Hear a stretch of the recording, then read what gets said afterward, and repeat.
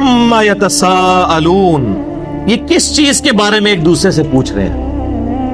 یعنی وہ جب نبی علیہ السلام نے کہا نا مر کے زندہ ہو گئے اللہ کے سامنے جاؤ گے، سب نے ایک دوسرے سے یار یہ کیا بات کر رہا ہے، ہڈیاں زندہ کر لی جائیں گی، اللہ کی بارگاہ میں پیش ہوگا۔ اب یہ ایک نئی خبر تھی تو سارے چیما گوئیاں شروع ہو گئی، وہ تو ان کو کیا پتا تھا نئی امت اٹھ رہی ہے۔ عن النبأ العظیم، یہ اس بڑی خبر کے بارے میں آپس میں چیما گوئیاں کر رہے ہیں۔ سب سے بڑی خبر کون سی ہے؟ قیامت۔ اس سے بڑی کوئی خبر نہیں ہو سکتی کہ مرنے کے بعد زندہ ہو کے اللہ کے سامنے پیش ہونا ہے۔ الذی ہم فیہ مختلفون، جس کے بارے میں یہ اختلاف کر رہے ہیں ایک دوسرے کے ساتھ۔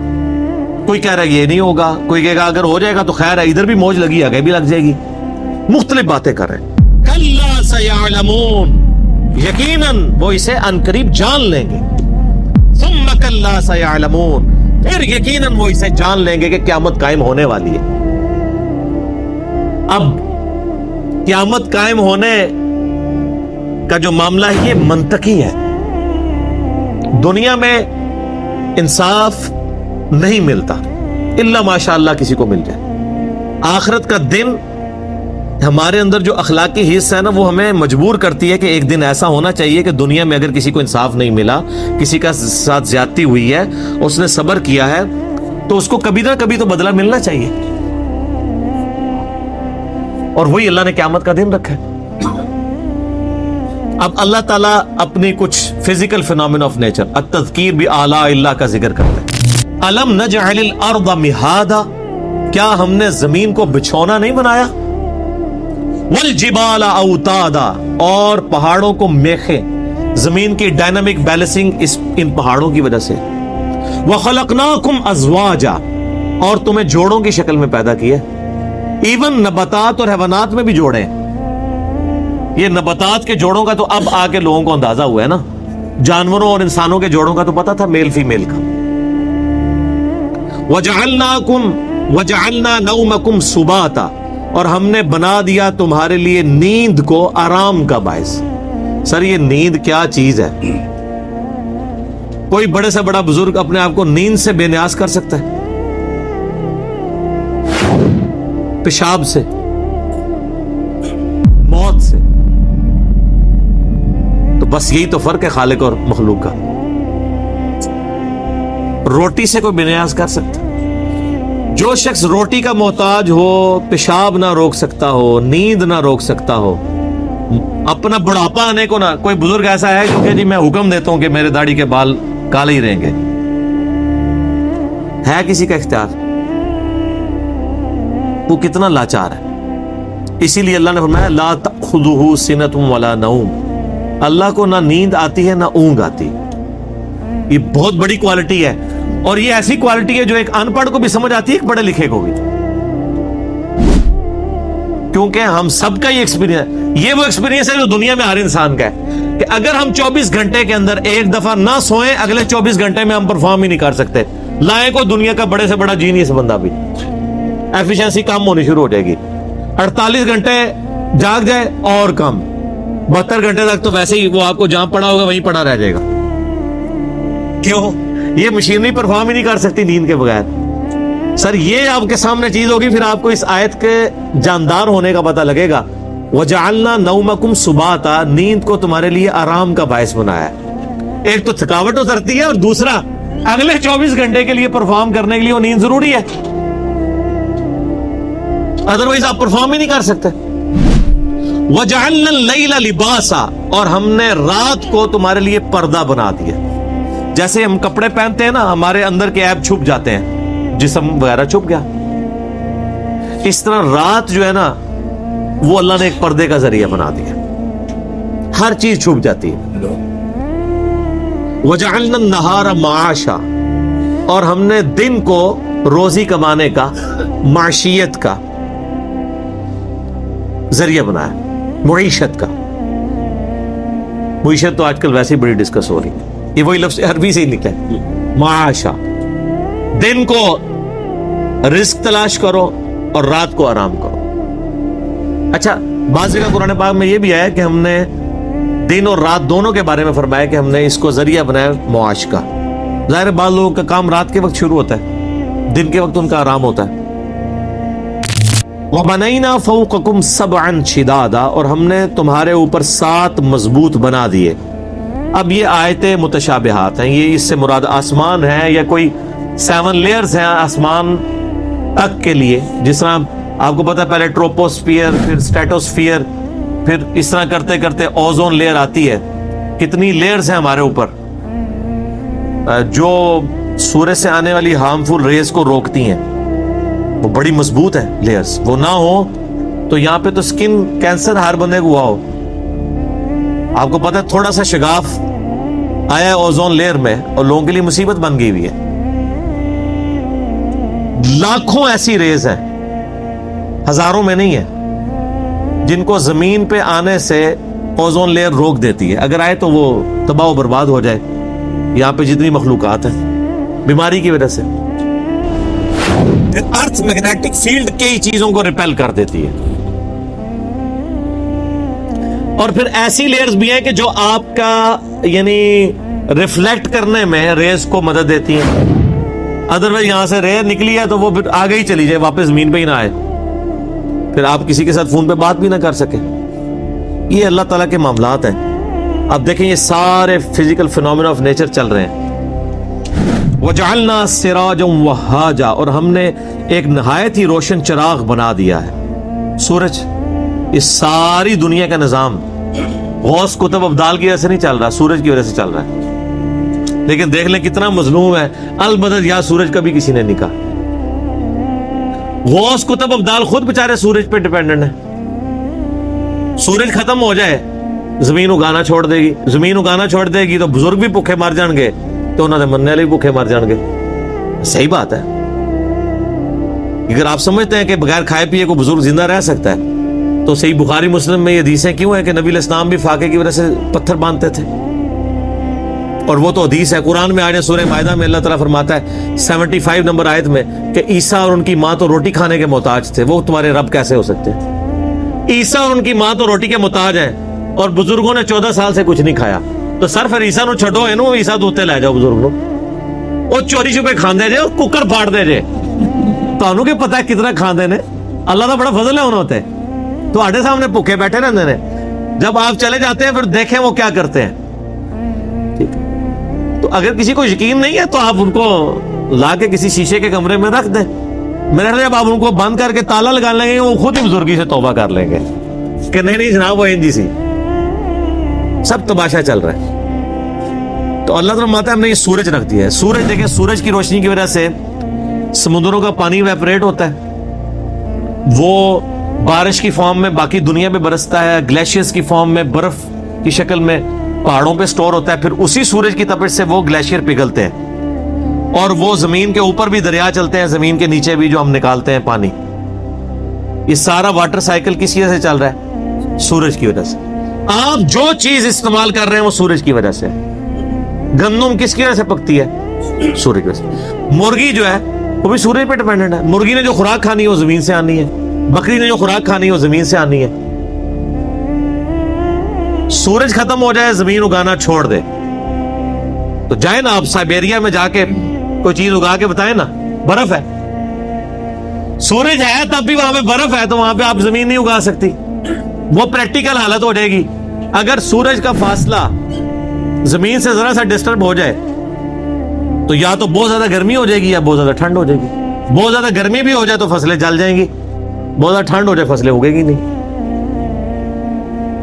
تو یہ اس بیچارے سورج کو تو آج تک کسی نے کہا المدد یا سورج ہماری فصل کو پکا دے، اللہ کو ہی کہتے ہیں نا۔ تو سورج کی ڈیوٹی کس نے لگائی ہوئی ہے؟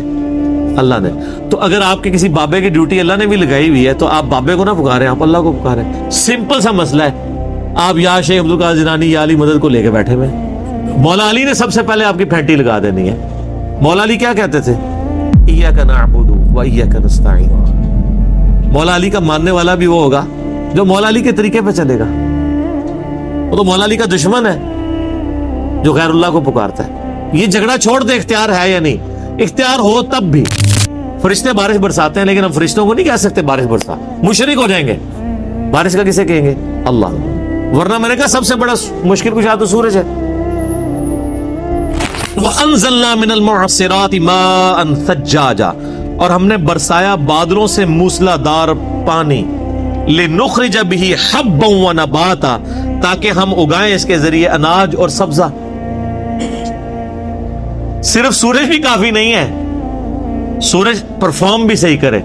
سورج پرفارم کرتا ہے تو تب یہ بارش برستی ہے, اور بارش کے ذریعے اللہ تعالیٰ مردہ زمین کو زندہ کرتا ہے.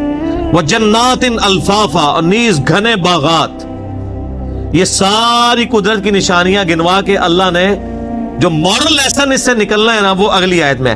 اِنَّ يَوْمَ الْفَصْلِ كَانَ مِيقَاتًا, بے شک فیصلے کا دن ایک معین وقت ہے, وہ آ کے رہے گا. کون سا فیصلے کا دن؟ قیامت. اب اس قیامت کا ہلکا سا نقشہ کھینچا جا رہا ہے.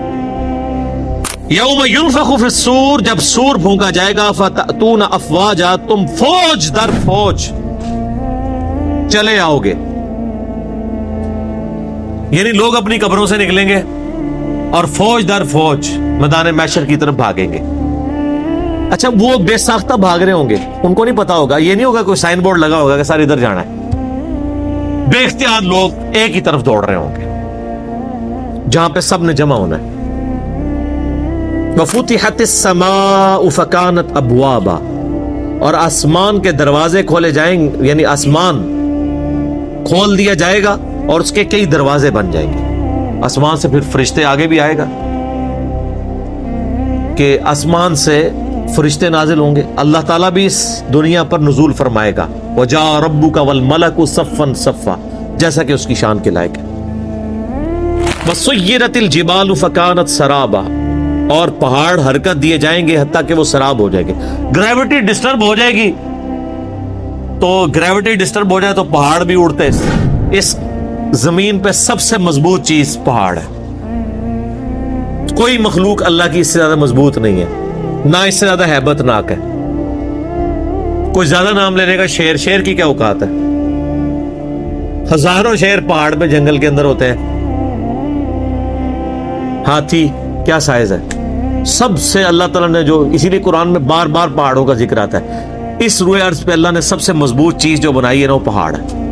حتیٰ کہ آپ دیکھیں آج بھی اتنے لیٹسٹ دور میں بھی امریکہ جیسے ملک نے بھی اپنے جو اٹامک ویپنز ہیں وہ پہاڑوں کی بیسمنٹس میں سٹور کیے ہوئے ہیں, جو چٹیل چٹانوں والے پہاڑ ہیں. اور وہ ایسے مضبوط پہاڑ ہیں کہ ان کے اوپر ایٹم بم بھی گرا دیا جائے نا, وہ پہاڑ نہیں ٹوٹتے. اس کے اندر انہوں نے ٹنلز کھود کے تو اپنے سارے رکھے ہوئے. یوٹیوب پہ انہوں نے ویڈیوز بھی چڑھائی ہوئی,